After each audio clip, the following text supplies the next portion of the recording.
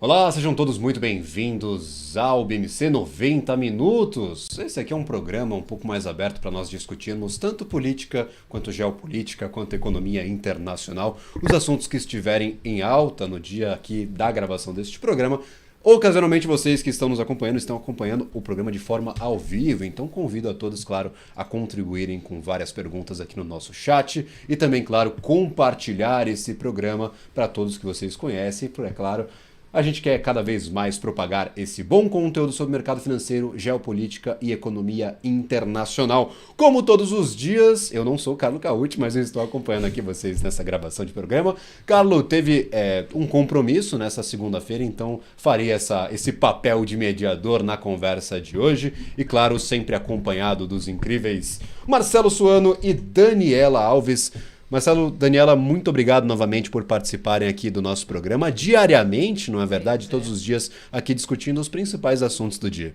Uma boa noite, Gabriel, uma boa noite, professor Marcelo Suano, e uma boa noite aqui para toda a audiência da BMC News, não é? Vamos lá para mais um 90 Minutos. Maravilha. E aí eu queria começar com uma pergunta, primeiro, para introduzir o nosso assunto, e depois convidar aqui o entrevistado de hoje para dar as suas contribuições.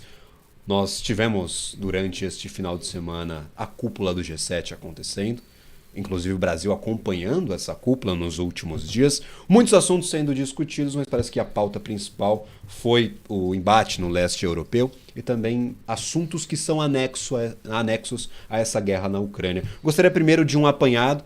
Qual o saldo geral deste G7 para a gente começar essa conversa e aí sim desenvolver papel no Brasil no G7, desenvolver o que nós tiramos aí de saldo positivo e negativo dessa reunião.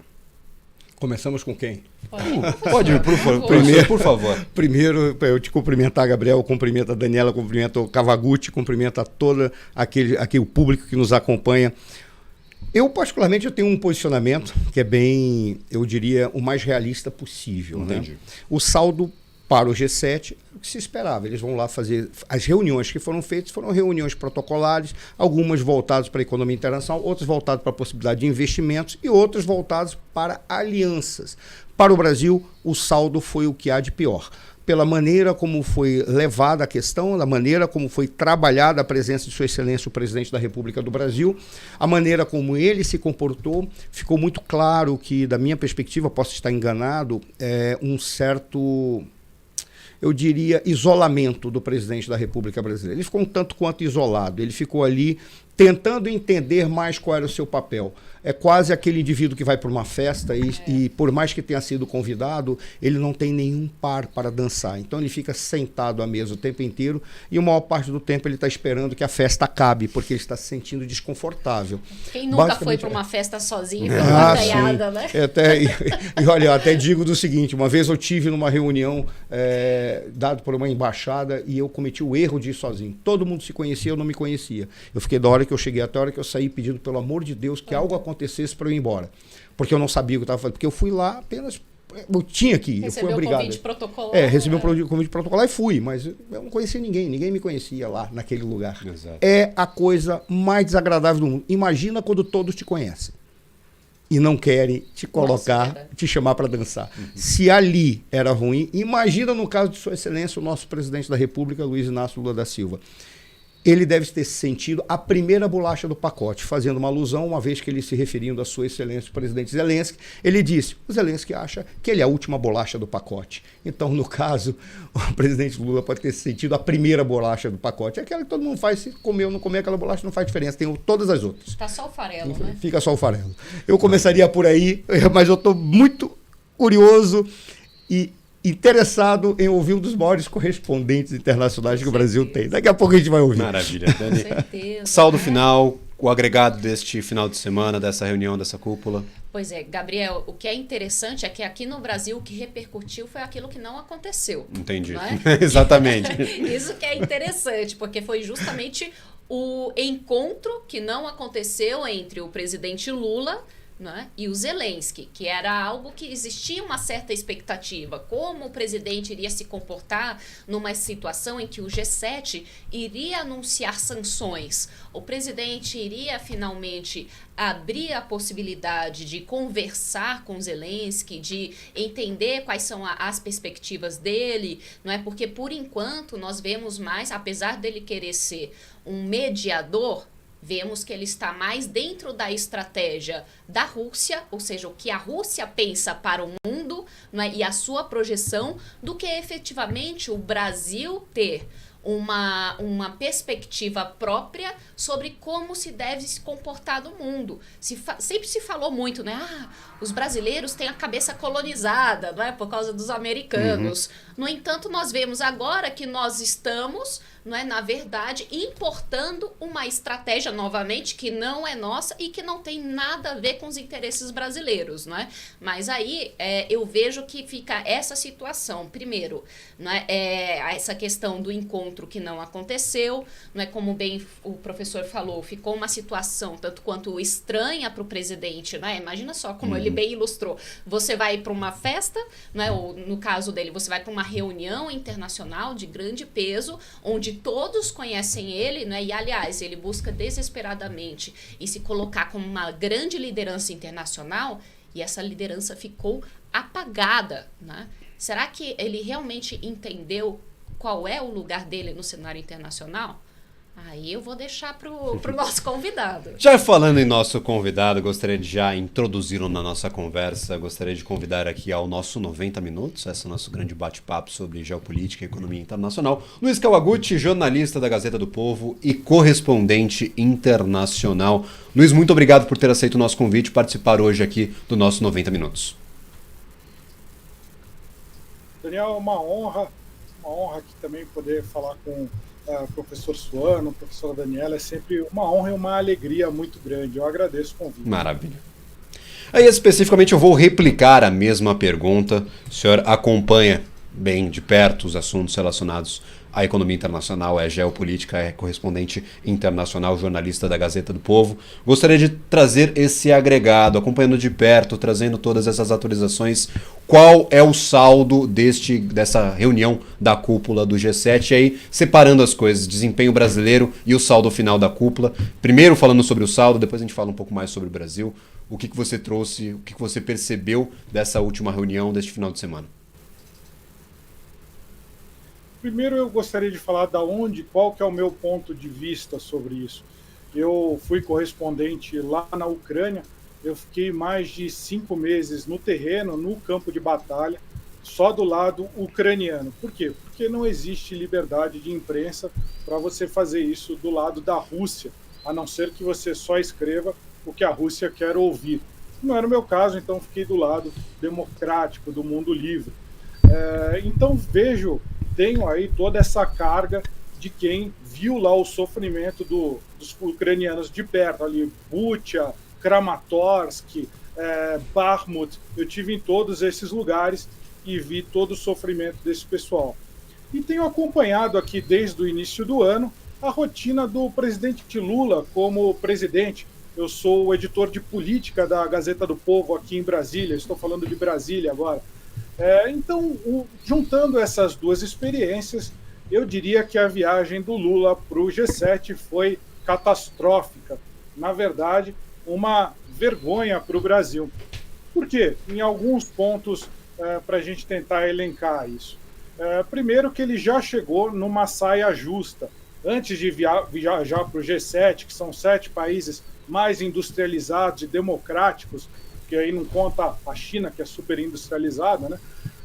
Ele viajou para esse país tendo feito, para a cúpula do G7, tendo feito uma série de críticas à Ucrânia, ou seja, no momento em que ele tem falado que a Ucrânia é tão culpada quanto a Rússia pela invasão. Só que a gente lembra que quem invadiu foi a Rússia e quem invadido foi a Ucrânia. Eu acho que toda a audiência já sabe isso, não adianta nem... Nessa fala inicial, talvez não seja melhor a gente entrar em muitos detalhes sobre isso. A gente tem uma vítima e a gente tem um agressor, e o presidente Lula igualou os dois. É como se alguém fosse roubado e você iguala o ladrão à pessoa que foi roubada. Claro que numa escala muito pior, porque estamos falando em assassinato em massa, estamos falando de guerra, onde morreram dezenas de milhares de pessoas. É nesse contexto que ele chega já meio fora do ambiente, como a gente falou aqui há pouco, sem não muito à vontade para a gente ser camarada aí com ele, né? Ele, na verdade, não tinha o menor clima quando ele chegou lá, chegou com essa ideia de ser um mediador do conflito da Ucrânia, talvez aí com essa ideia um pouco megalomaníaca de querer ganhar um prêmio Nobel da Paz, falou, não, eu vou, ele tinha falado antes, né, eu vou sentar numa mesa de bar com cerveja, vou botar o Putin e o Zelensky, a gente vai conversar e vai resolver a guerra. Ou seja, aquela visão completamente simplista e sem embasamento nenhuma do conflito. E aí, quando ele chega, ele nem se dá ao trabalho de conversar com o presidente Volodymyr Zelensky. Tem uma cena extremamente constrangedora em que o presidente Zelensky chega na sala com todos os outros chefes de Estado e ele finge que está escrevendo algum papel lá, que não está vendo o que está acontecendo para não cumprimentar o Zelensky. Depois o Zelensky pede para se reunir com ele, ele dá uma desculpa esfarrapada de que as agendas não coincidiram e tal. Quem queria ser o mediador da paz, eu acho que pelo menos teria que ter ido conversar com o presidente Zelensky. Ele não tem problema nenhum em conversar com a Rússia, mas parece que do Zelensky ele está fugindo. Eu chamo a atenção da entrevista, ele deu uma entrevista quando ele esteve na China em abril, e ele falou com a imprensa estatal chinesa, com a CCTV, e ele falou o seguinte, olha, ele foi questionado pelo repórter que falou, qual que é o seu plano de paz para a guerra da Ucrânia? Ele falou, olha, não, na verdade não tem nada programado, não tem nenhum plano, a gente vai juntar as pessoas e a gente vai ver o que a gente faz, parafraseando, essas não foram exatamente as palavras, mas ele não apresentou nenhum plano de paz. Por quê? Porque ele não tem nenhum plano de paz. Se ele não se dá nem ao trabalho de ir falar com o Zelensky, então por que falar que o Brasil seria o mediador? Ele está, obviamente, jogando para a audiência interna, falar o Lula que pode ganhar o Prêmio Nobel da Paz. Lá fora esse discurso não cola, mas aqui no Brasil tem muita gente que acredita ainda. Maravilha, por favor, professor. Cavagutti, eu vou... primeiro, é importante, tudo que você falou, eu vou fazer uma pergunta direta a essa questão dos planos de paz. Primeiro, você conhece a Ucrânia, você viveu a guerra. Eu tive a oportunidade de, numa das coberturas que foram feitas em outras redes, você está num local sob explosão, porque ao redor você se ouvia as explosões, então você viveu a experiência da guerra em si. Ou seja, não chegou por intermédio de jornal, comentário, o que quer que seja. Não, você estava lá, você viu. Ora, por que eu estou te fazendo essa pergunta, que é a que eu vou fazer aqui agora? Supostamente há pelo menos 4 planos de paz para a Ucrânia. Eu, particularmente, não acredito que qualquer um deles vá conseguir se realizar. Mas eu gostaria de ouvir de ti qual aquele plano de paz que poderia ser colocado à mesa e, nesse sentido, se Sua Excelência, o Presidente da República do Brasil, seria apto a estar a esta mesa, porque o que me parece ele demonstrou inabilidade, ele demonstrou desconhecimento sobre protocolo, ele demonstrou um certo desconhecimento sobre etiqueta. Exemplo, quando ele foi explicar a razão pela qual o Zelensky não estava lá, ele jogou toda a culpa no Zelensky. Ou seja, para quem quer se apresentar como mediador, você teria que apresentar habilidade, não é de passar a mão em cima ou botar os panos quentes, mas pelo menos ser gentil e ser educado. Desses planos de paz, voltando, qual aquele que você acha que é interessante e qual a possibilidade do Brasil se apresentar como protagonista e não apenas como um sonho megalomaníaco, independentemente de quem seja?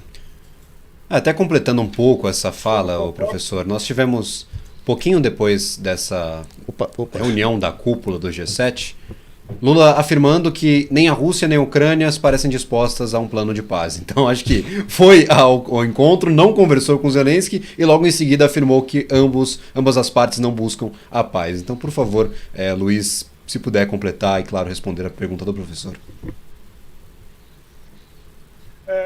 Professor Suano, eu concordo completamente. Faltou, no mínimo, aí, tato diplomático. Mas falando sobre a questão dos planos de paz, A gente tem os planos que praticamente aí estão sendo falados o plano da China, por exemplo, que pede por um cessar... Vou simplificar bastante, mas o plano da China pede um cessar-fogo, mas não fala que as tropas russas elas têm que sair do território ucraniano que conquistaram mesmo a partir aí da invasão em 2022. Aí a gente tem exatamente o plano oposto a esse, que é o plano da Ucrânia, que é apoiado pelos Estados Unidos e seus aliados, é que a Rússia saia de todo o território que ela conquistou, e aí nós não estamos falando só da invasão em 2022, mas do que ela vem conquistando desde 2014, que foi a península da Crimeia, e ali a parte mais a leste da Ucrânia, que é a região de Donbás, é uma parte de Donetsk e uma parte de Luhansk, que já estava na mão de separatistas apoiados pela Rússia desde 2014. Então os ucranianos dizem que só dá para fazer um cessar-fogo depois que a Rússia sair desses territórios, se retirar para as fronteiras pré-2014. A gente tem o plano do Papa, que ninguém sabe exatamente o que é ainda, porque ele mesmo disse que é secreto, e a gente tem o plano que eu acho que talvez... É com ele com Deus. Não, mas a gente pode... Inclusive, teve uma coluna do amigo meu aqui da Gazeta do Povo, do Márcio Antônio, que ele fez uma lembrança interessante. Quando o Papa Pio XV fez um plano de paz para acabar com a Primeira Guerra, ninguém levou ele a sério nos primeiros 6 meses. Mas depois uma boa parte desses do plano que ele tinha feito, é claro que ele levou a público, né, a diferença do Papa Francisco. Mas uma parte desse plano do Papa foi levado em conta pelo presidente americano Woodrow Wilson. Então, de fato, teve uma influência do Vaticano naquela ocasião. O que a gente não sabe, a gente não pode descartar. O presidente Zelensky praticamente já descartou esse plano do Papa, mas eu não descartaria assim tão cedo. A Igreja também teve um papel muito importante, João Paulo II, para, por exemplo, ajudar a combater o comunismo ali mais para o fim da União Soviética. Então não dá para a gente descartar completamente, mas é complicado quando ele não expõe qual que é o plano, né? E temos aí um plano que eu acho que talvez fosse mais viável, que seria a retirada das tropas russas até as fronteiras pré-fevereiro de 2022. E isso não está no papel no Ocidente, o Ocidente não está defendendo isso, mas eu acho que seria o plano mais viável, ou seja, você voltar ao que era até a invasão de fevereiro de 2022, para aí você sentar e negociar. A Crimeia, ela está muito, que a península ali, que tem um porto muito importante para a Rússia, o porto de Sevastopol, dificilmente a Rússia abriria a mão. O governo ucraniano diz que não abriria a mão de jeito nenhum, mas nos meses que eu tive lá na Ucrânia, os ucranianos são até pragmáticos. Eles falam, eu acho que a Crimeia a gente não vai conseguir de volta mesmo, mas o que eles invadiram lá em fevereiro de 2022, a gente faz questão de ter de volta. E, dito isso, eu acho que esse é o plano que faria mais sentido, mas a gente está num momento que é um momento de guerra, não um momento de paz. Ou seja, tanto a Rússia quanto a Ucrânia acham que vão conseguir sucesso no campo de batalha. A Ucrânia está preparando uma grande contraofensiva, com muitas armas do Ocidente. E a Rússia fez posições defensivas fortíssimas, principalmente ali no sul, na região de Zaporígia. Então, por causa disso, a Rússia também ela tem essas posições defensivas, ela acha que ela vai conseguir resistir muito tempo, e pela extensão do seu território, pela sua força de trabalho, praticamente inesgotável, se a gente comparar com a da Ucrânia, ela acha que no longo prazo ela vai conseguir conquistar aqueles territórios que formalmente ela já anexou, já disse que é dela, embora não seja ela controle. Por favor, Dani, se estiver claro. Mas o que eu ia dizer só para finalizar é que já foi derramado sangue demais para ter uma negociação de paz nesse momento. É muito difícil a gente imaginar que um plano de paz aí nesse próximo ano seja concretizado. Perfeito. Bom, Cavagutti, eu estou aqui, na verdade, lendo, tá, algumas perguntas da nossa chefe que está nos assistindo agora ao vivo, Paula Moraes. Vou aproveitar para fazer as perguntas dela e depois eu faço as minhas, tá? Ela disse o seguinte: o presidente Lula, ele deveria ter se encontrado com o presidente da Ucrânia, e quais são os impactos, não é, que este não encontro tem para a nossa política externa? Além disso, ela também complementa depois: o Brasil tem força política para encabeçar um grupo sobre a paz mundial? Eu acabei não pegando o início da pergunta, mas quais seriam os impactos, na minha opinião, desse encontro do G7?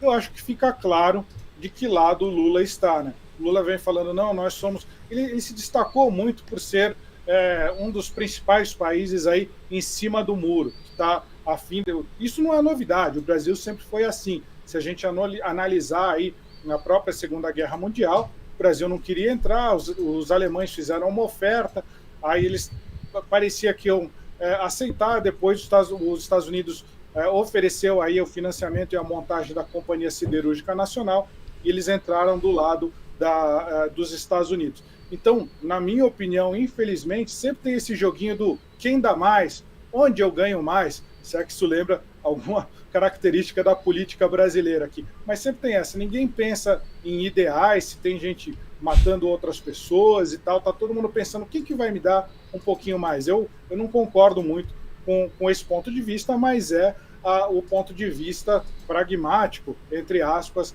da política externa brasileira. Que eu acho que vai ficar difícil agora, se o Lula nem se dispôs a conversar com o Zelensky, como ele vai querer ser o mediador da paz?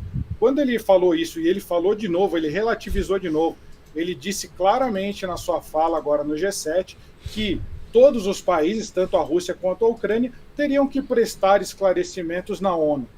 A Ucrânia tem que prestar esclarecimentos de quê? Ela foi o país invadido, está tentando se defender. A Rússia, claro que tem que prestar esclarecimentos. Mas como que o presidente Lula vai sustentar essa ideia de que ele está em cima do muro, de que ele ouve todo mundo, ele conversa com todo mundo, se na prática ele só conversa com a Rússia? Eu tenho muito contato ainda com as fontes ucranianas, com o pessoal principalmente do ministro da Defesa ucraniano, o Oleksiy Reznikov, e eles falam off records, que eles sabem que, eles dizem, o Lula está com o Putin, não tem o que a gente fazer, a gente tentou trazer ele aqui para mostrar o que está acontecendo, mas ele não vem. Ele mandou o Celso Amorim, né? Aliás, é perigoso, né? Ir lá para a Ucrânia, pode cair bomba, pode cair míssil, perigoso. Então, ele não vai, ele e a Janja, quem vai é o Celso Amorim. E mesmo o presidente ucraniano estando lá na frente dele, ele não precisou fazer aquela viagem de mais de 12 horas de trem, ficar exposto a bombardeios russos, ele não precisou. Era só ele levantar da mesa e dar uns 5 passos, mas ele não fez isso. Então, para mim, está óbvio de que lado ele está esse conflito. Eu acho interessante, só fazendo uma analogia aqui a outro acontecimento deste final de semana, que eu acho que cabe bem nessa situação. Nós tivemos a situação do jogador brasileiro Vinícius Júnior na Espanha. Sofreu racismo durante praticamente toda a partida de futebol, inclusive antes da partida de futebol. Foi expulso durante a partida. E na saída o jornalista perguntou a ele: Vinícius, você vai pedir desculpas? Eu acho que é praticamente a mesma situação. Vinícius, você vai pedir desculpas? Ucrânia. Vá à ONU explicar, pedir desculpas por todo esse conflito. Eu creio que seja uma analogia maravilhosa, próxima para quem acompanha futebol. Eu gosto muito de futebol, acho que toda a nossa audiência, todo brasileiro aqui gosta bastante de acompanhar o esporte. Nós tivemos uma situação terrível que aconteceu durante o final de semana. E a pergunta ao final da partida foi: Vinícius, você vai pedir desculpas? Eu acho que cabe bem nessa situação. Acho que a gente extrapola, mas não é muito absurdo falar disso. A analogia é fantástica, porque basicamente é isso. O quadro que a gente está vendo é isso mesmo. A Ucrânia não tem que pedir desculpa. O que tem que arranjar é uma solução para a Ucrânia, como o Cavagutti apresentou para nós, ele disse muito claro. E olha, eu posso fazer mais uma pergunta para o Cavagutti, porque veja, o Cavagutti esteve lá no campo de batalha. Ele viu, talvez ele não estivesse na frente de combate, mas ele viu no campo de batalha aquilo que estava acontecendo. A pergunta que eu vou te fazer, Cavagutti, na realidade são 3. Eu vou fazer de conta que é uma para te explorar o máximo possível, tá? A primeira delas é, vamos lá. A situação em que a guerra da Ucrânia está, muito dificilmente ela chegará a um plano de paz. Por quê? Porque são condições em que se criou uma situação de impasse. Nem os russos, depois de todo o gasto que teve, as mortes que correram para o lado russo, dificilmente eles vão querer recuar. Eles vão querer alguma coisa para dizer que se não venceram, pelo menos não perderam. A Ucrânia, ela está na situação de dizer, nós fomos invadidos, nós não podemos ceder nosso território.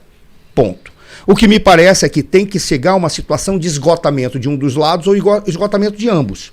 Ou seja, me parece que a guerra vai continuar. Está prevista uma contraofensiva ucraniana, da mesma maneira que os russos estão tentando se antecipar já com uma série de bombardeios para evitar que essa contraofensiva se concretize. Por que eu estou te dizendo isso? São três coisas.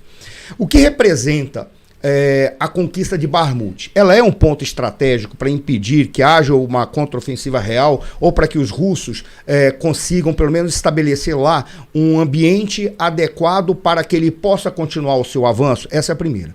Segundo, me parece que os russos eles têm tropas e os seus armamentos são relativamente razoáveis, não me parece são os melhores armamentos que tem. Os ucranianos, eles estão reduzindo a quantidade de tropas, exceto se ocorrer um fornecimento de material humano para a Ucrânia, o que tornaria essa guerra mais ampla. Ora, mas no entanto, é possível fornecer armamentos. Aí fica, que essa é a pergunta. Nós temos visto a possibilidade de que esses armamentos que estão sendo fornecidos, agora eles estão saindo do procedimento tático para o estratégico, se chegarem os F-16 ou se chegarem outros tipos de armamentos. Esses armamentos são capazes de fazer uma contraofensiva ao ponto de expulsar os russos? E mais, a outra pergunta, há tempo suficiente para que esses armamentos tornem-se operativos? Por qual razão? Porque você sabe que você chega e coloca um F-16, o F-16 não é que nem você chegar e ler um livro. Você deixa eu ler esse livro no final de semana. Tem que ter tempo de treinamento. Houve momentos em que se dizia que os armamentos ocidentais eles precisariam de aproximadamente 9 meses de treinamento, os mais avançados. Aí viria...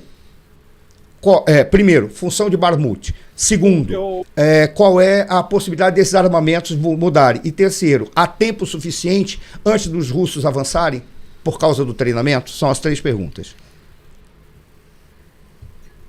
Sobre Bakhmut, praticamente Bakhmut caiu nas mãos dos russos. Eu tive sim em alguns lugares na zona zero lá, que é o ponto de contato entre os russos e os ucranianos. Nós, como jornalistas, nós não ficamos o tempo inteiro nessa linha de frente, mas nós fazemos incursões.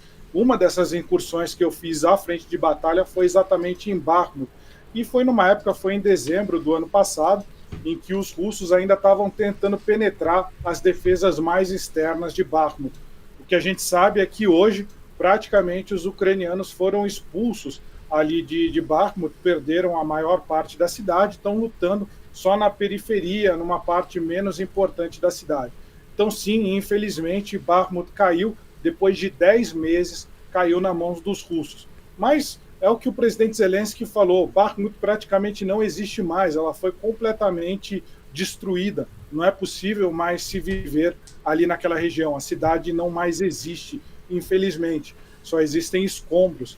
Ela foi muito castigada. Quando eu fui para lá, que já tinham aí muitos meses de guerra, ela já estava muito destruída, e era, pra vocês terem uma ideia, o som de queda de morteiros, queda de artilharia e fogo de metralhadora era incessante, era um zumbido em que o barulho de uma bomba se misturava com o barulho da metralhadora e não cessava, era praticamente constante dia e noite. A rodovia que a gente usou, eu e o meu colega ucraniano, para chegarmos em Bakhmut, ela era bombardeada o tempo inteiro, a gente conseguia sentir a pressão das explosões batendo na lataria do carro. Graças a Deus eram só as pressões. Em outra frente de batalha que eu tive também, o carro, as explosões, os estilhaços atingiram o carro foi destruído, o carro que estava junto com a gente, que a gente estava usando.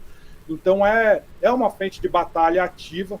Bakhmut teve um valor simbólico que agora a Rússia pode mostrar como um troféu, mas a que preço? A gente sabe que mais de 30 mil combatentes russos morreram para tomar Bakhmut. Virou mais um troféu, mais uma vitória simbólica do que uma vitória prática, porque ali já na próxima cidade antes de chegar em Kramatorsk, já vai ter mais tropa ucraniana esperando os russos. Aí, passando a sua segunda pergunta, o armamento. Eu acho que o ponto de equilíbrio dessa guerra é o armamento que o Ocidente está fornecendo para a Ucrânia. Então, se cessar o fornecimento de armamento, provavelmente a Ucrânia vai perder em poucos meses. Aí não que ela vai perder, mas a guerra vai se transformar em uma guerra de guerrilha e não em uma guerra de dois exércitos convencionais. Então, para os ucranianos, é muito importante que continue esse fluxo. Os aviões F-16, por si só, eles podem ajudar muito, mas eles não ganham a guerra. Nenhum armamento, por si só, ganha a guerra. Você tem uma série de outros fatores, como a motivação dos combatentes, o próprio tamanho dos efetivos, a manobra no campo militar, o terreno, ou seja, são vários fatores que levam à vitória. Não é só o armamento, mas o armamento ele ajuda bastante. O que eu queria pontuar é que no começo da guerra, você não tinha... o Ocidente ele mandava só aquelas bazucas, os foguetes Javelin, que é para uma defesa a bem curta distância. Por quê? Porque eles achavam que a Rússia ia enfurecida e iria levar a guerra a outros países. Não foi isso que aconteceu. A gente viu que na medida em que diversos outros crimes de guerra foram aparecendo, como Bucha, eu tive em Bucha também, onde havia valas coletivas, onde os russos mataram civis aleatoriamente nas ruas. Quando esses escândalos começaram a aparecer para a audiência internacional, esses tabus, a Alemanha mandava capacetes no começo da guerra. Esses tabus foram sendo quebrados. Hoje a Alemanha manda tanques Leopard 2, que são os mais avançados que eles têm. Hoje a Alemanha manda baterias antiaéreas Iris-T, que a gente nem sabia da existência antes da guerra da Ucrânia, um armamento tão avançado que a gente nem sabia que existia lá com os alemães. Então, mudou muito esse paradigma. O que, se vai dar tempo, como você perguntou, professor, eu acho que o tempo ele não é nem de chegar só aos armamentos, mas é um tempo político. Você tem, por exemplo, em breve, no ano que vem, você vai ter eleições nos Estados Unidos. E a gente já sabe que tem candidatos do Partido Republicano, como, por exemplo, o Donald Trump ou o DeSantis, eles são contrários a essa ajuda massiva à Ucrânia. Então é possível que, se um dos dois for eleito, e a gente tem uma parte do Partido Republicano que é a favor dessa ajuda, mas se for um desses dois candidatos, provavelmente a Ucrânia perde esse eixo de equilíbrio e aí não teria mais capacidade para fazer uma grande contraofensiva. É por isso que os ucranianos estão correndo tanto agora para que essa contraofensiva que eles estão preparando para o verão, agora, inverno para a gente, ela seja muito forte, para que eles consigam tomar a maior parte do território que eles conseguirem retomar. E eu queria só fazer um raciocínio. A gente, às vezes, esse tipo de raciocínio que eu estou fazendo, às vezes é criticado. As pessoas falam, mas você está apoiando os Estados Unidos, e os Estados Unidos teve a guerra do Iraque, do Afeganistão e tal. Talvez o telespectador esteja se perguntando isso. Essas guerras ali no Oriente Médio, elas são moralmente indefensáveis. Não tem como defender os Estados Unidos nisso. Só que o que eu estou falando é que essa é uma guerra que é outra coisa diferente. Eu tive no campo de batalha, talvez eu tenha tido uma impressão diferente. Mas quem está lá, eles não querem saber, porque os Estados Unidos está lucrando dinheiro. É claro que está lucrando dinheiro vendendo armas. Mas o que eles querem é ter armas para se defender, porque o inimigo está ali do lado, o inimigo quer matá-lo, o inimigo não vai poupá-lo. Então, qualquer ajuda que vier, independente de onde venha, esses ucranianos querem. Então, você se posicionar defendendo a Ucrânia não significa um alinhamento automático com os Estados Unidos. Não é isso. O que eu estou trazendo para vocês e para os telespectadores é a visão de quem está lá no campo de batalha. O cara que teve a senhora ou a família que teve a sua casa bombardeada, destruída, ele não está ligando para se quem vai, pelo menos até o começo da guerra, ele não estava ligando se quem ia ser o governador ali ia ser russo, ia ser ucraniano, se os Estados Unidos tinham influência no país, se a Rússia tinha influência no país. Ele não estava ligando para isso. Ele só não queria ser bombardeado. Quando ele começa a ser bombardeado, é claro que ele começa a ficar com ódio mortal dos russos, porque ele vê o vizinho dele morrer, ele vê o pai dele morrer, ele vê o filho dele morrer.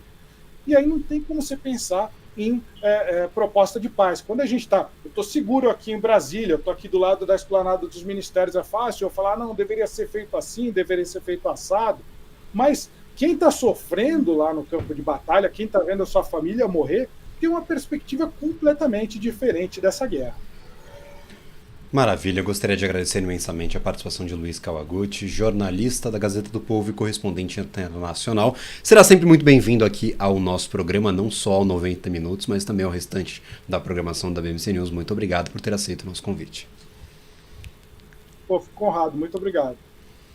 Maravilha. A gente vai para um rápido intervalo, mas calma aí que o 90 Minutos ainda não acabou. A gente continua com essa conversa até as 9h30 da noite. A gente vai para um rápido intervalo comercial, mas já voltamos com mais assuntos de geopolítica e economia internacional.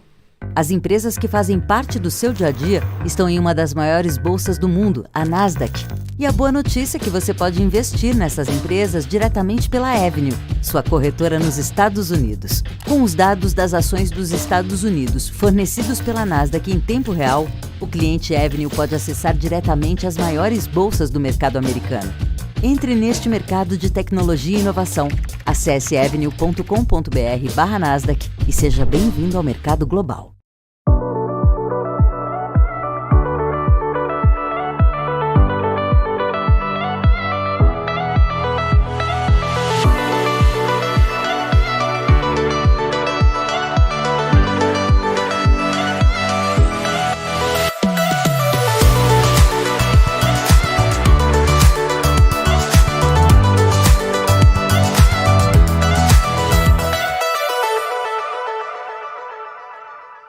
Você está cansado da mesmice, negociando em plataformas com ferramentas desatualizadas? Falta variedade e funcionalidade? Aproveite nossa grande seleção de ferramentas de trade, baixas taxas de negociação, suporte em português 24 horas por dia, com mais de 200 criptomoedas disponíveis para trade e a facilidade de depósitos com Pix. Aproveite o futuro agora. Bybit. Abra sua conta hoje mesmo. Bybit.com. Quer conhecer um pouco mais sobre as principais empresas de capital aberto no mercado brasileiro? O BMC Business é o lugar certo. Toda terça-feira eu tenho um encontro marcado com você aqui na programação da BMC News.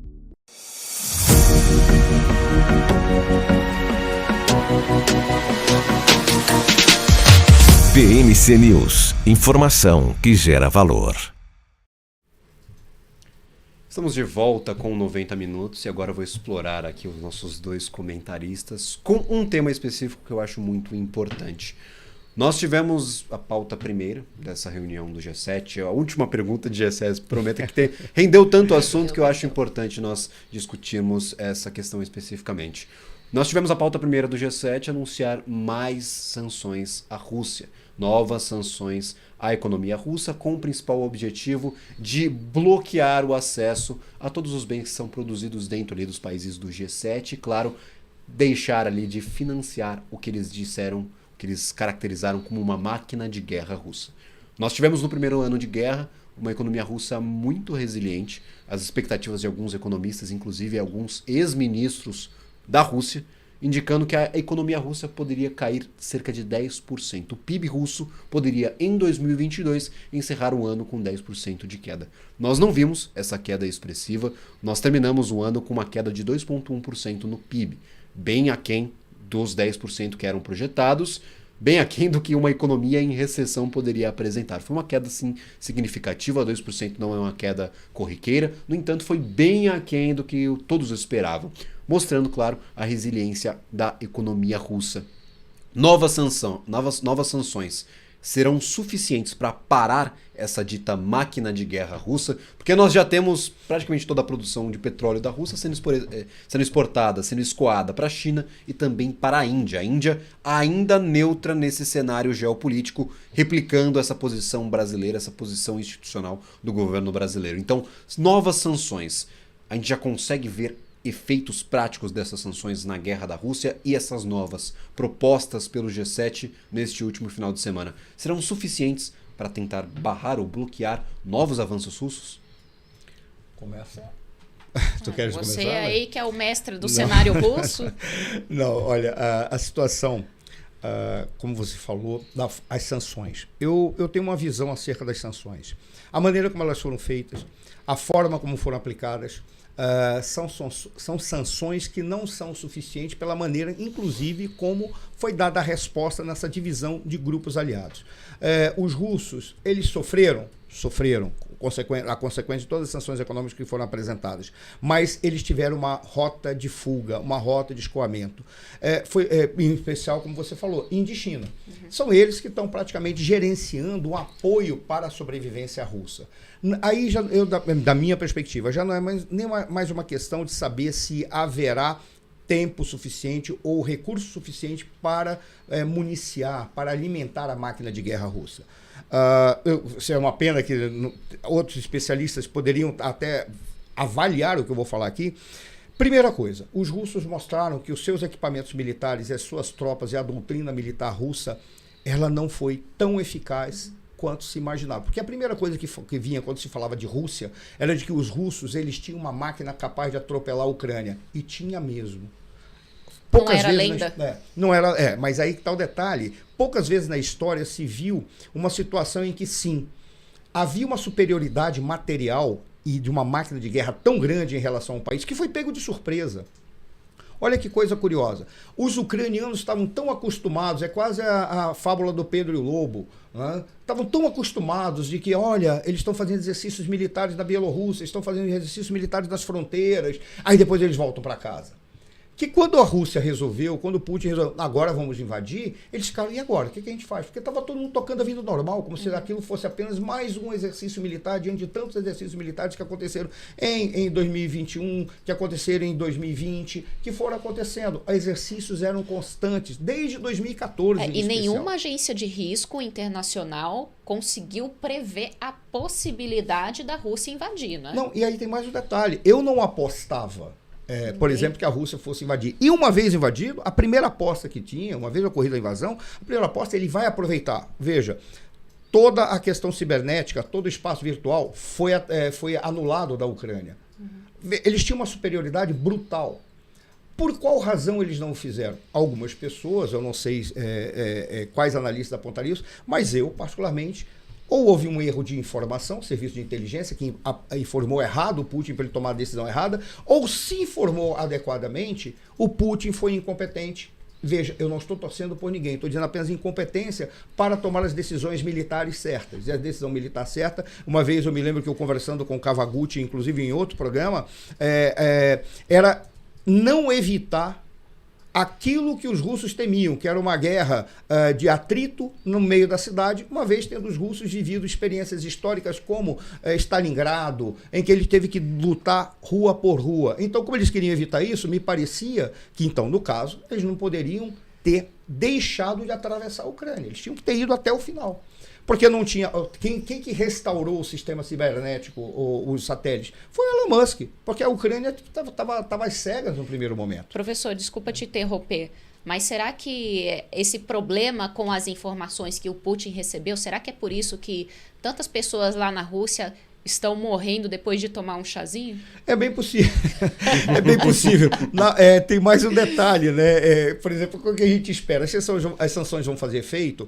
Conseguiu-se contornar as sanções, mas isso não significa que não teve impacto e que a economia russa caiu, em que houve problemas para o governo, ao ponto de, isso é um hábito que as autoridades, os oligarcas russos têm, que deveria ser evitado, tomar água em avião.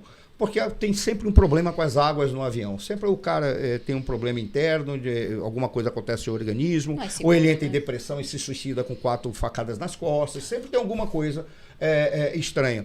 Não estou demonizando a Rússia, nem demonizando Sua Excelência o presidente Putin. Estou apenas trazendo um fato. Tá? Mas me parece que, como o Putin agiu estrategicamente inadequado, estou falando isso friamente, e não estou negando que houve invasão, nada disso. As sanções pareceram ser alternativas viáveis e eficazes, mas mesmo as sanções não deram certo. As sanções, não me parece que outras sanções, que foi acertado no G7, outras sanções também não vão dar certo. Por quê? Era a brincadeira que se fazia aqui no Brasil. Foi tudo feito, mas esqueceram de combinar com os russos. Hoje, foi tudo feito, mas esqueceram de combinar com os chineses, esqueceram de combinar com os venezuelanos, esqueceram de combinar com vários países no Oriente Médio, esqueceram de combinar com a Índia, esqueceram de combinar com a África do Sul, esqueceram de combinar com vários países para que essas sanções dê certo. Então, é mais protocolar, me parece, e propagandístico do que gerar capacidade de frear a Rússia, exceto se ocorrer uma revolta e derrubar o governo Putin. Não sei se isso acontecerá. Tá? Eu não sei se há possibilidade disso ocorrer. Perfeito. E aí, especificamente, trazendo uma pauta também relacionada. Se quiser fazer uma ponderação, por favor, pode Dani. Continuar, por não, favor. é que eu ia capotar nossa pauta aqui, favor, ia dar pode. aquele cavalo de pau, porque como nós estamos nos encaminhando aqui para a reta final do nosso programa, Perfeito. temos mais 30 minutinhos, olha Vamos só, o lá. cronômetro está na tela e ele é implacável. Carlos Cauti sabe bem, vocês sabem bem que o cronômetro lá embaixo, ele é implacável. Nós temos o assunto do dia, a questão de gripe aviária no Brasil. Nós já temos um posicionamento, pelo menos de fontes internas, de que o mapa deve decretar estado de emergência por 180 dias. Isso deve aparecer ou em uma edição extra do Diário Oficial da União ou na edição do começo dessa terça-feira. Fato é que nós temos um problema, gripe aviária em animais silvestres. Lembrando, silvestres não é em produção agropecuária aqui dentro do Brasil. No entanto, eu trago um dado que eu vi recentemente que eu acho interessante compartilhar a quem nos acompanha. Pelas previsões de crescimento do PIB da FGV, nós teríamos uma revisão para cima para a previsão do PIB para este ano de 2023, puxada por quem? Claro, agronegócio. Sim, agronegócio com uma projeção de crescimento de 10%. Agronegócio brasileiro, uma das principais matrizes aqui econômicas do nosso país e forte alvo ali de relações diplomáticas. Sempre que nós vamos a algum país, nós falamos em estreitar relações para a nossa agropecuária, tanto ali em grãos, quanto, claro, em carne, em proteína animal. O quanto esse estado de emergência e possíveis sanções dos Estados Unidos e da China, que são os dois principais mercados que hoje nós exportamos, que hoje nós deslanchamos ali toda a nossa produção, pode atrapalhar nesse cenário de empoderamento brasileiro em relações internacionais. Quanto vocês enxergam esse problema, porque é um problema muito grave e que pode sim afetar toda a produção aqui agropecuária brasileira e a exportação também. Claro. Gabriel, eu acho que só pelos dados que você trouxe com relação ao nosso PIB, nós podemos avaliar o seguinte: se tem algo que é profissional neste país, Exato. É o agronegócio. Por isso, só por este dado, isso já nos deixa mais tranquilos. Por quê? Essa questão de decretar estado de emergência não significa que nós estamos numa situação horrível, não é? E que o agro vai sofrer por conta desse estado de emergência e que aí todo mundo precisa correr. Não, não é exatamente isso, tá? Quando se levanta esse estado de emergência, na verdade, foi uma forma de desburocratizar todo o monitoramento que é necessário para a gente entender, não é, qual é a disseminação desse tipo de doença aqui no nosso país, como é realizado também em outros países do mundo. Então, foi feita também uma modernização do nosso país de monitoramento. Portanto, como você bem falou, o que foi detectado foi em animais silvestres. A partir do momento em que se levanta o estado de emergência, você vai fazer todo o procedimento de aprofundar esse monitoramento para acompanhar, entender o que está acontecendo e fazer com que isso não se espalhe, né? Então, eu vejo como uma notícia boa, porque nós estamos vendo os nossos órgãos de monitoramento trabalhando de uma forma efetiva até o ponto, não é, das informações que nós já temos, que já foram publicadas, não é? Porque essas informações, elas precisam ser tornadas públicas, não é? Até porque, como você bem disse, elas impactam o nosso comércio internacional. No entanto, isso é muito bem visto justamente por conta disso que eu te falei, né? Da questão do monitoramento e da nossa capacidade de identificar onde está e evitar que isso se espalhe e chegue, claro, aos animais que são comercializados, porque aí sim nós teríamos um problema. Mas isso pode ser utilizado politicamente por outros países? Sempre pode. Não é? Exatamente. Qualquer coisa pode ser utilizada. Qualquer coisa né? pode, não é? Sempre pode, mas é claro que existe até um limite que se pode utilizar isso, porque senão nós também podemos entrar na OMS, em organismos internacionais, mostrando que essa questão ainda está focada, está controlada e nos animais silvestres. No Perfeito. entanto, o que eu trago para você é, por exemplo, a OMS, ela está negociando um tratado internacional focado, tá, em melhorar a logística internacional de respostas a pandemias, tá? A influenza hoje ela é tida como um surto e pode se tornar, não é, de novamente uma pandemia. E justamente a OMS está com tanta pressa em negociar esse tratado internacional justamente por causa do HN... Como é que é?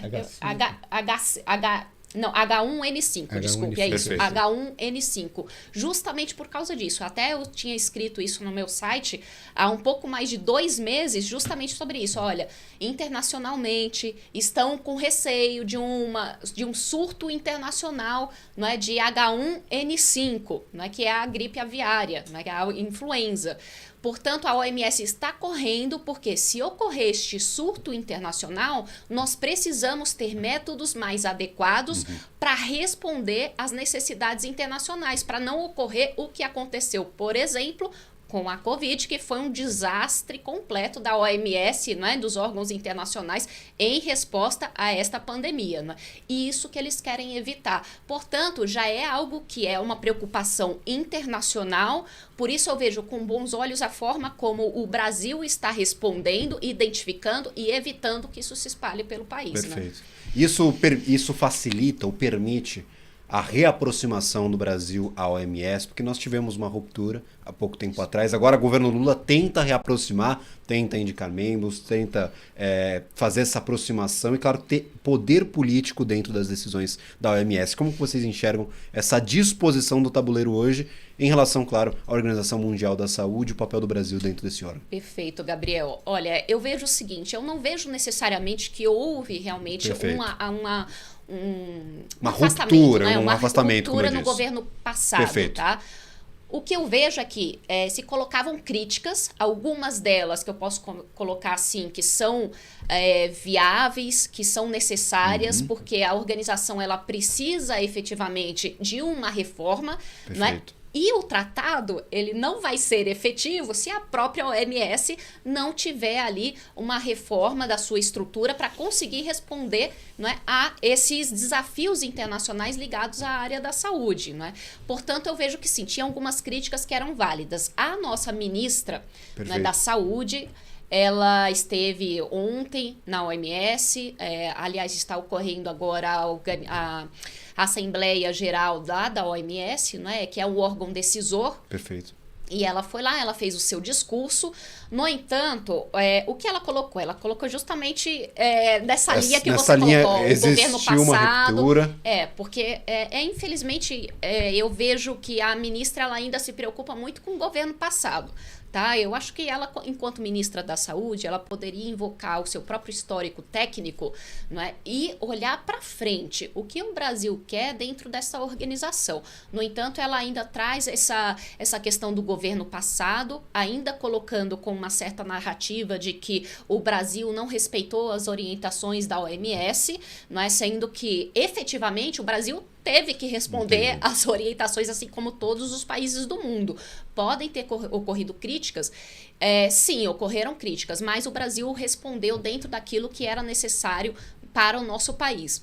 E aí ela coloca um ponto que foi o seguinte, né? Ela elogia a atuação da OMS, as suas respostas a essas tragédias, que eu chamo de tragédias internacionais, né? Imagina quando a gente fala justamente sobre a área da saúde, é algo que deixa todo mundo uma incerteza muito grande, né? Até por isso que veio essa notícia com relação à gripe aviária de uma forma tão, não como eu diria, assustadora, mas que a gente já esclareceu aqui que não precisa se assustar tanto, mas no geral deixa as pessoas assustadas. Mas ela colocou o seguinte, elogiou, mas a gente não pode colocar dessa forma porque críticas precisam ser realizadas com relação à estrutura da OMS e como ela respondeu a todos os surtos, epidemias e pandemias no passado, que foram um fracasso atrás do outro. O Ebola, por exemplo, também foi um fracasso. passo. E aí, quando a gente vai entender, eu não vou estender aqui sobre essa questão, mas o grande problema é a estrutura da OMS, como ela funciona hoje, a sua burocracia, como ela está constituída, e a sua falta de agilidade a responder a esses desafios de uma forma mais adequada, não é? Maravilha. Aí, especificamente, dúvida minha, eu acho que é um tema a ser debatido por aqui. Nós temos grandes organizações internacionais, algumas políticas, algumas técnicas. Dessas técnicas eu quero puxar a OMS para dentro desse balaio. Durante a pandemia de Covid-19, inclusive esse movimento foi suplantado depois com a guerra na Ucrânia. Nós vimos esses órgãos, de certa forma, se fortalecerem em alguns pontos e se enfraquecerem em outros. Ninguém sabia o que era a OMS, pelo menos o público geral, até 2 anos atrás. E hoje nós temos aqueles que já conhecem a OMS e tem aqueles países que renegam totalmente a atuação do órgão internacional, o que não acontecia anteriormente.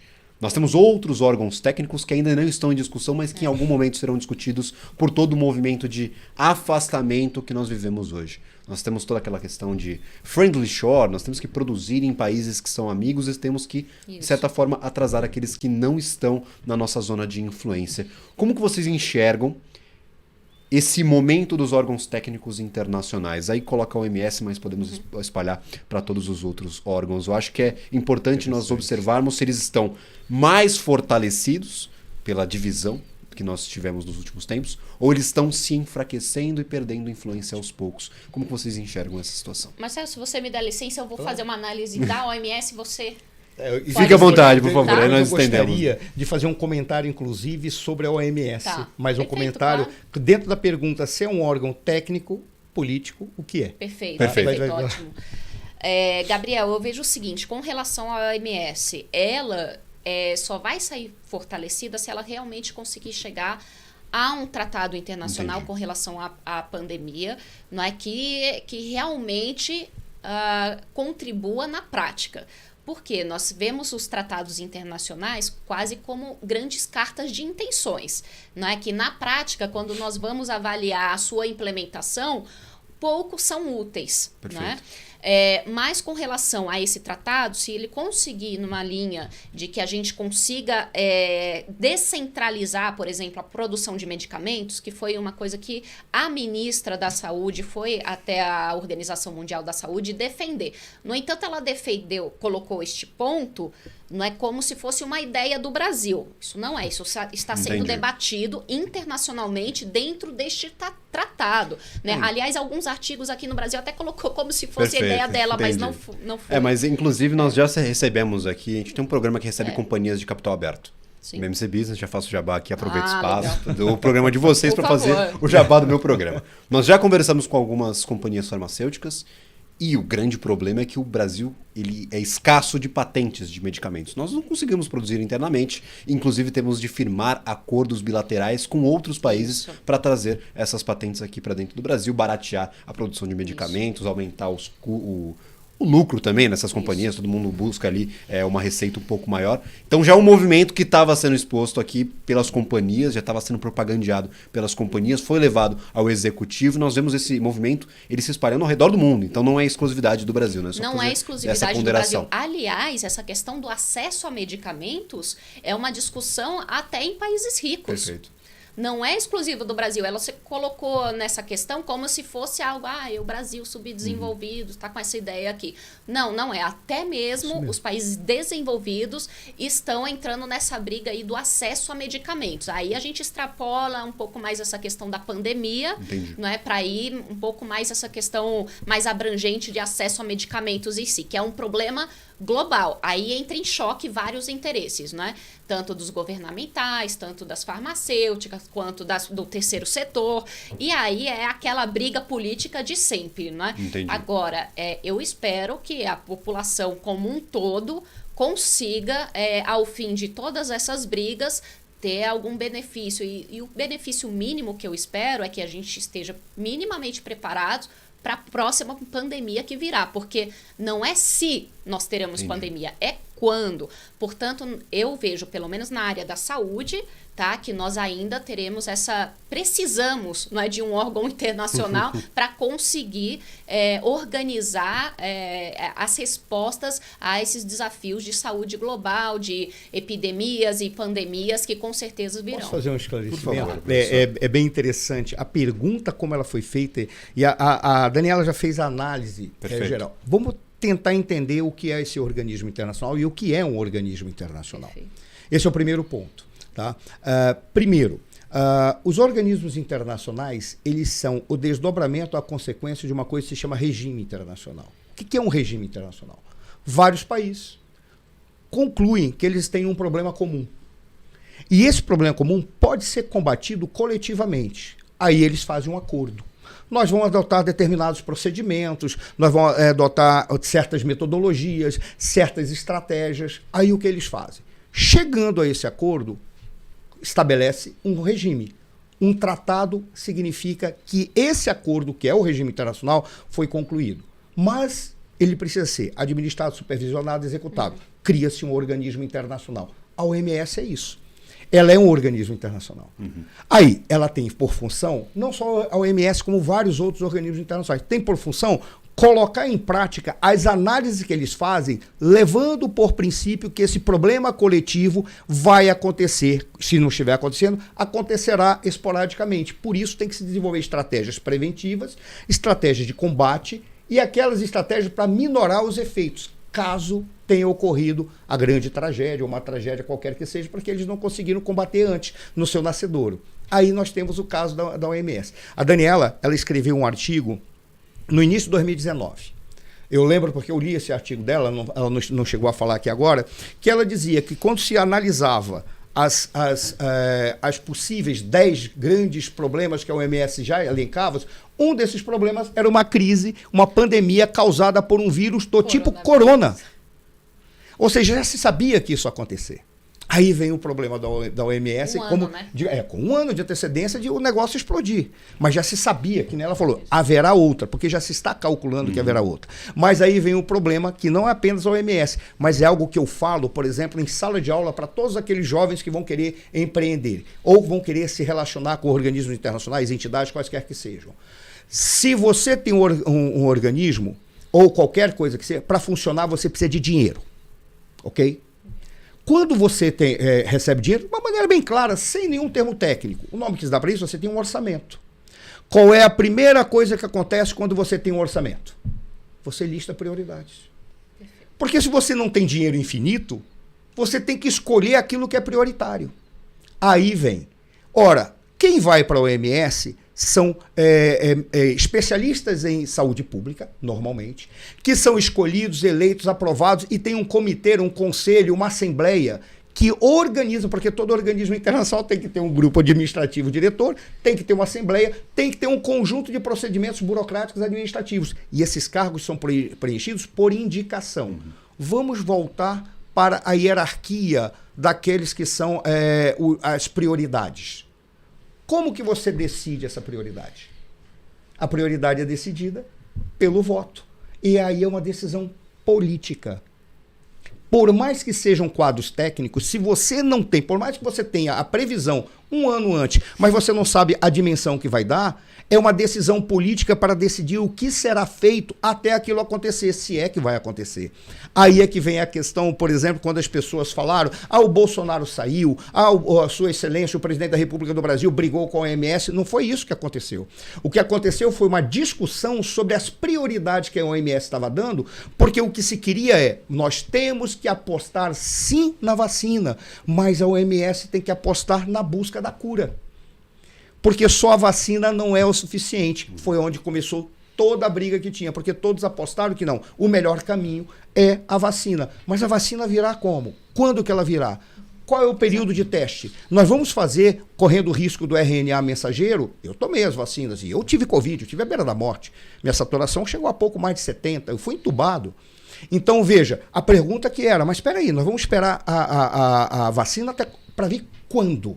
Então, nós temos que apostar no remédio também, tanto que se apostou nos kits Covid no Brasil, em outros lugares do mundo também se estava apostando na construção de um remédio, na criação de remédio, tanto que Nos Estados Unidos, eu tenho a impressão que a própria Pfizer apontou a possibilidade de já estar desenvolvendo um remédio para a Covid. Sim. Era exatamente essa que era a questão que foi colocada e dizendo o Bolsonaro confrontou, ele não queria, ele negava a vacina. Me parece que o governo, naquele momento, estava dizendo, tudo bem, vamos trabalhar com a vacina, mas a vacina vai demorar quanto? Está em teste. Nós vamos colocar um teste que você lê a bula, dá problemas. Isso era verdade que ele estava falando. Agora, eu sou defensor da vacina. Eu sou um defensor ardoroso da vacina, mas também tinha que ser desenvolvido o problema do remédio. Aí trazemos para o remédio, que foi aquilo que você trouxe a respeito de abrir o mercado para grandes produções farmacêuticas. As Big Pharmas têm que exigir. Por qual razão? Quando a gente fala, como é que você produz um remédio? Quanto custa? O último dado, espero que seja verdade, não seja uma fake news, para você desenvolver um fármaco, custa, em média, 100 bilhões de dólares. Um remédio. Ora, isso não cai numa única coisa, é num período, porque o período você tem que identificar a substância, você tem que isolar o radical, por exemplo. Por que a Amazônia é tão importante na biodiversidade? Porque se você conseguir fazer uma exploração sustentável na biodiversidade, em especial da flora, para verificar e construir fármacos, isso significa que o cara vai lá, faz uma pesquisa, isola o radical, tenta identificar para aquilo que serve. Como é que ele vê aquilo que serve? Vou citar um caso da copaíba. O que é a copaíba? Quando eu era criança lá em Manaus, ninguém usava anti-inflamatório. Você botava algodão no dedo, botava copaíba e passava na garganta das crianças. Acho que as crianças ficavam curadas, porque é uma das coisas mais horríveis que Deus botou na face da terra. Aquilo não é amargo. Aquilo, para ficar amargo, é porque já colocou 1 quilo de açúcar dentro. É horrível. No outro dia estava todo mundo curado. Por aí, aquilo é anti-inflamatório. Vamos ver qual é o radical que realmente é anti-inflamatório. 15 vezes mais potente que os anti-inflamatórios que existiam estavam identificados. Agora imagina... Esse é o nosso verdadeiro petróleo. Como é que a gente vai investir nisso? O governo tem condição de botar para cada fármaco 100 bilhões, ou que sejam 50, ou que sejam 40 por causa do desenvolvimento, ou 10. O governo não tem. Por isso, abrir para que grandes empresas possam fazer essa exploração com transparência, com pesquisa séria, com pesquisa, tudo bem sério. Foi aquilo que você falou a respeito. Perfeito. Tem que abrir para que faça essa exploração. Voltando, e aí eu já encerro na questão da OMS. O grande problema que teve é que a OMS, no momento em que começou a grande briga e algumas lideranças mundiais começaram a se contrapor a ela, começou-se a demonizar aqueles que estavam dizendo, mas isso não é apenas técnico, é político também. Aí é que veio o grande problema. Ora, agora a ministra foi lá, essa ministra, ela é um dos quadros técnicos mais aprimorados que tem no atual governo. Você pode criticar tudo lá dentro desse governo, mas não pode falar dela. Ela, tecnicamente, ela é muito boa, ela tem um histórico, mas ela já foi lá começando a fazer política e falando coisas como essa que a Daniela falou. Isso não foi ideia do Brasil, isso já está sendo trabalhado, não foi ideia nem dela. Isso são questões. E aí voltamos. Afinal de contas, vão transformar os problemas que a OMS vai trabalhar em problemas exclusivamente políticos? Eu sempre faço essa brincadeira. Porque se transformar em questões exclusivamente políticas, as prioridades vão ser listadas por aqueles que colocam mais dinheiro lá.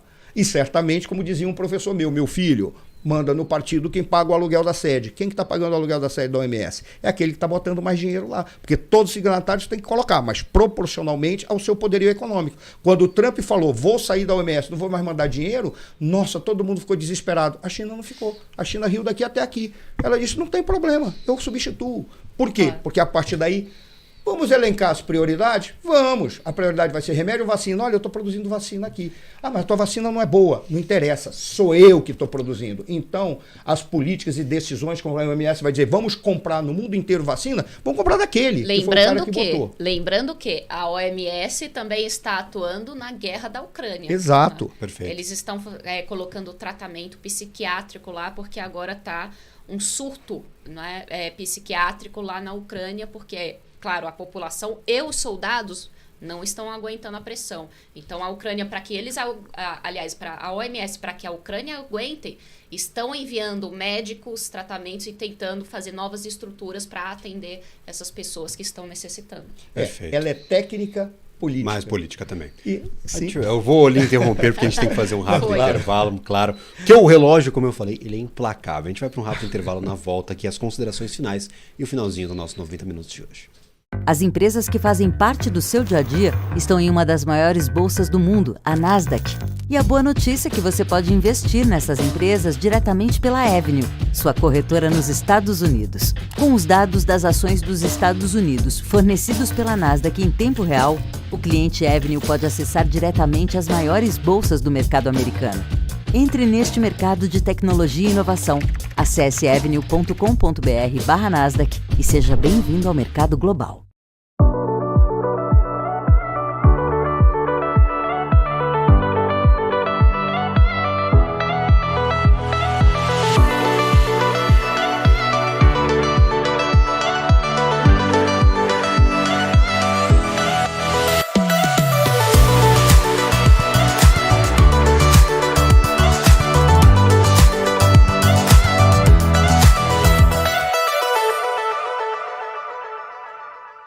Você está cansado da mesmice? Negociando em plataformas com ferramentas desatualizadas?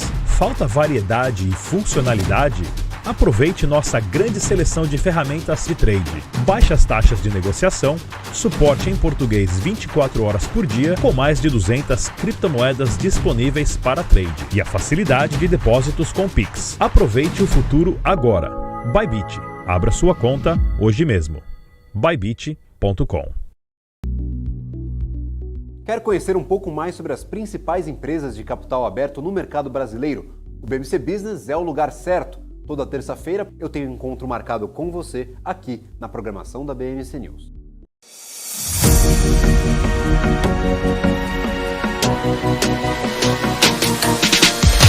BMC News. Informação que gera valor.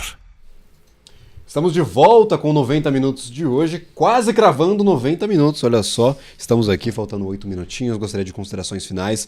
Temos um dos principais assuntos dessa semana, a votação do novo arcabouço fiscal. Semana passada tivemos a votação da urgência do projeto. Nesta semana, teoricamente, entre terça, ou seja, amanhã, e quarta-feira, devemos ter a votação do projeto em si na Câmara dos Deputados. Fato é que nós tivemos o governo ativamente trabalhando para que ninguém da sua base apresentasse nenhuma emenda ao projeto. Tivemos 40 emendas apresentadas entre a sexta-feira e o dia de hoje. Como vocês avaliam essa votação? Será uma das grandes provas de fogo desse governo até então, porque não tivemos nenhuma grande pauta indo ao Congresso até este momento, né? Pois já estava tão simples, né, Gabriel? Então vamos complicar um pouquinho mais. Porque não, sempre tá dá. simples demais essa situação e a gente precisa mais 40 emendas, né? Realmente, como você disse, o governo pediu para a sua base não colocar mais emendas, não é? Mas ali uma das principais preocupações da base do governo era com relação ao Fundeb, não é? O Fundo para a Educação, porque eles colocam o seguinte: bom, nós não podemos colocar teto no Fundeb porque educação não é gasto, é investimento, tá? O que eu concordo.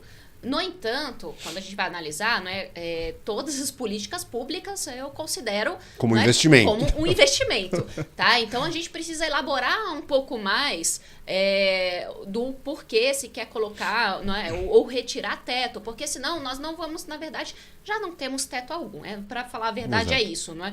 Porque foram retiradas todas aquelas sanções, digamos assim, não é? Que deveriam ser aplicadas para o governo que não respeitasse o teto. Agora nós não temos mais isso. O que nós temos são alguns dispositivos, não é, para que o governo, caso ele não alcance, não respeite as regras fiscais que foram colocadas, ele não vai poder gastar mais, não é, em determinado, sabe? As sanções, elas não freiam o avanço do gasto, freiam. elas desaceleram apenas o avanço. Exatamente, eu acho que você foi no ponto, elas desaceleram. Eu, particularmente, eu vejo com uma certa preocupação, porque em qualquer lugar, em qualquer trabalho, com certeza que você tem aí os seus deveres. Se você não alcança os seus deveres, não realiza seus deveres aqui na BMC, a nossa querida... Ai de mim se não soltar o break na hora certa. Já tem o pessoal aqui gritando. Paula, vai dar um tchauzinho pra você, querido. Foi muito bom enquanto durou, mas não vai dar mais, né? Mas nós não vamos ter isso mais. O que me preocupa, porque nós precisamos sim ter algum mecanismo de controle. Eu não vou dizer criminalizar, tá? Porque nós sabemos quais são as grandes dificuldades em se governar um país de tal complexidade como o Brasil.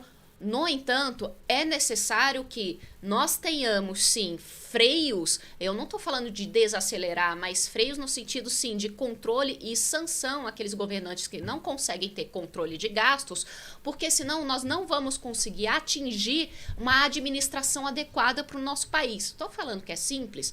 Não é, mas é isso que o nosso Congresso Nacional deveria ter como meta. Bom, nós precisamos cobrar dos nossos governantes da mesma forma que todo cidadão brasileiro é cobrado no dia a dia do seu trabalho. Maravilha. E especificamente nós temos 40 emendas, boa parte dessas emendas apresentadas justamente para enrijecer essa cobrança. A gente tem muitos deputados da oposição que também apresentaram ali suas propostas para mudar esse arcabouço, inclusive um arcabouço alternativo que foi apresentado sustentável. na Câmara. Sustentável. Teve um monte de arcabouço agora sendo apresentado. Marcelo Suano, por favor, considerações finais e expectativas para a votação do arcabouço fiscal na Câmara dos Deputados.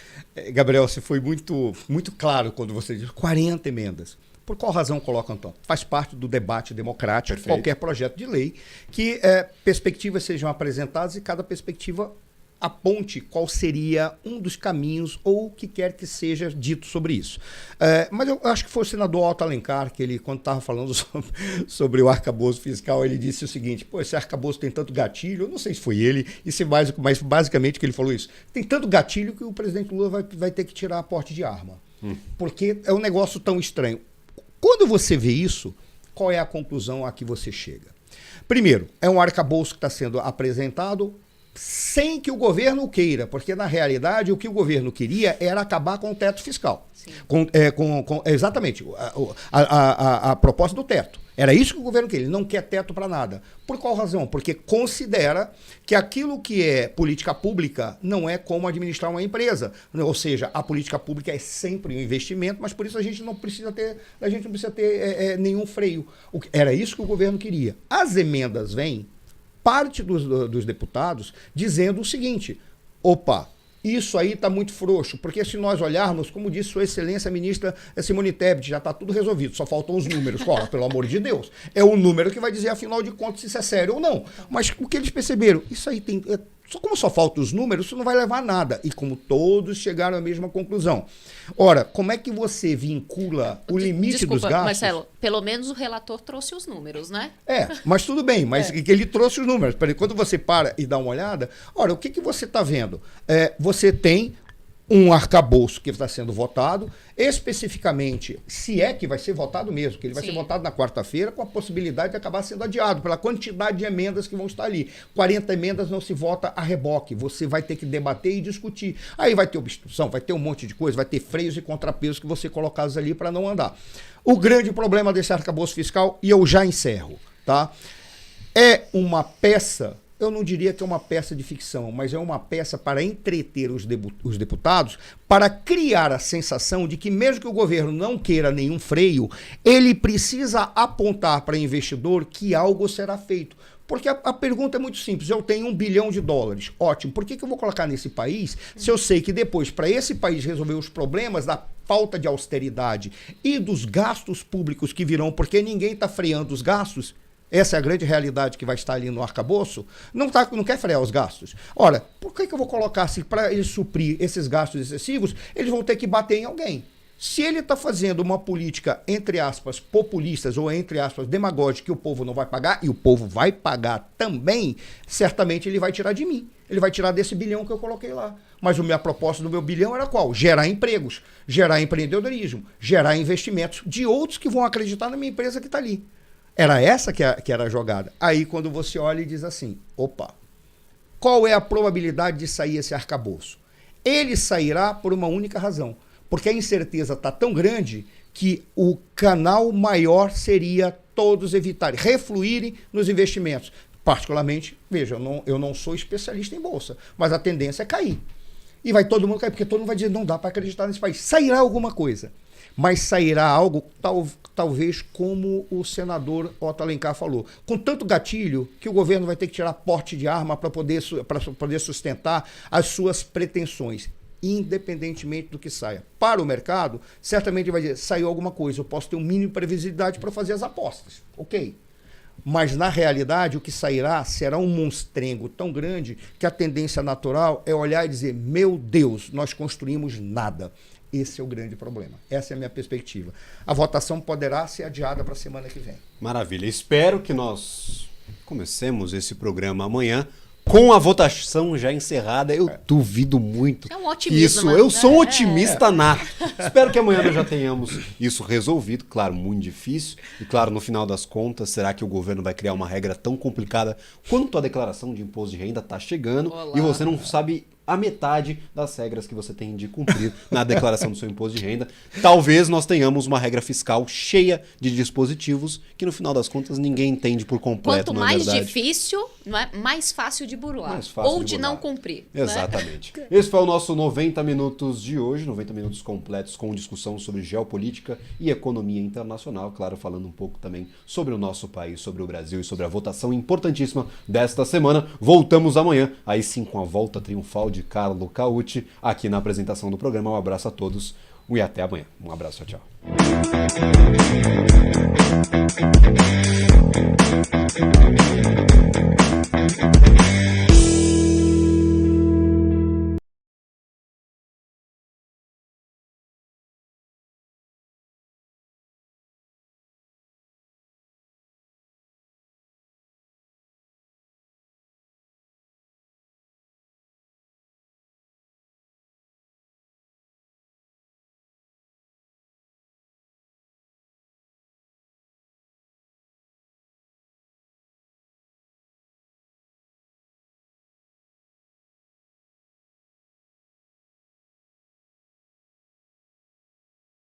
Podcast da BMC News focado em criptoativos e o mercado de ativos digitais. Esse é um podcast semanal, lembrando todas as semanas traremos tanto as principais notícias, mas